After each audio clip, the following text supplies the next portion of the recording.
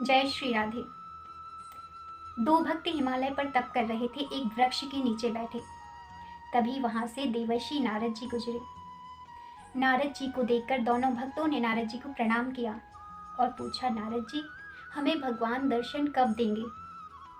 देवर्षि नारद ने दोनों भक्तों से कहा, ये तो मैं तुम्हें भगवान से पूछकर ही बता सकता हूँ।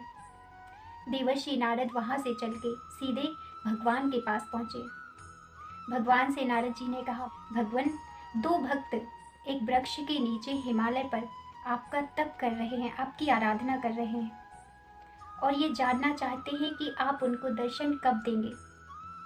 भगवान ने कहा, जो पहला भक्त वृक्ष के नीचे बैठा है उससे जाकर कहना कि तुम्हारे वृक्ष में जितने भी पत्ते हैं उतने दिनों में मैं तुम्हें दर्शन दूंगा। और दूसरा जो भक्त बैठा है उससे कहना, तुम्हारे वृक्ष में जितने पत्ते हैं उतने वर्षों में मैं तुम्हें दर्शन दूंगा।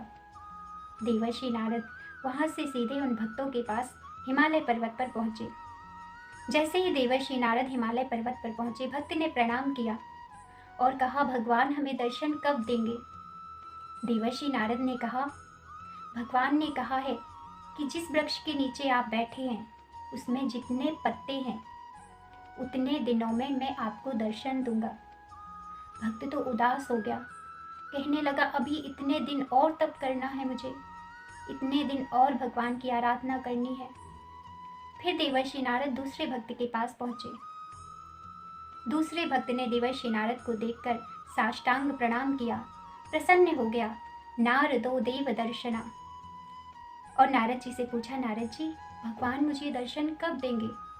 देवर्षि नारद ने कहा कि जिस वृक्ष के नीचे आप बैठे हो उसमें जितने पत्ते हैं उतने वर्षों में भगवान आपको दर्शन देंगे। अब तो वो भक्त प्रसन्नता से उछलने लगा, नाचने लगा। देवर्षि नारद ने कहा, भाई तूने कुछ गलत सुन लिया क्या? वो भक्त कहता है, नहीं, मैंने बिल्कुल सही सुना है।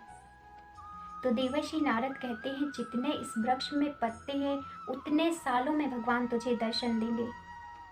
भक्त ने कहा, देवर्षि नारद, मुझे तो खुशी इस बात की है कि कम से कम भगवान साल में दर्शन दें या युगों में दर्शन दें, लेकिन वो मुझसे मिलने तो आएंगे।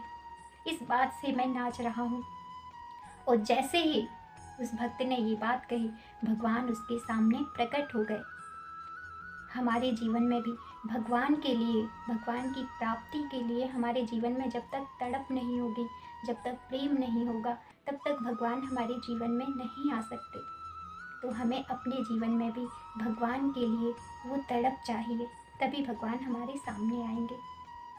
जय श्री राधे। हरे कृष्णा।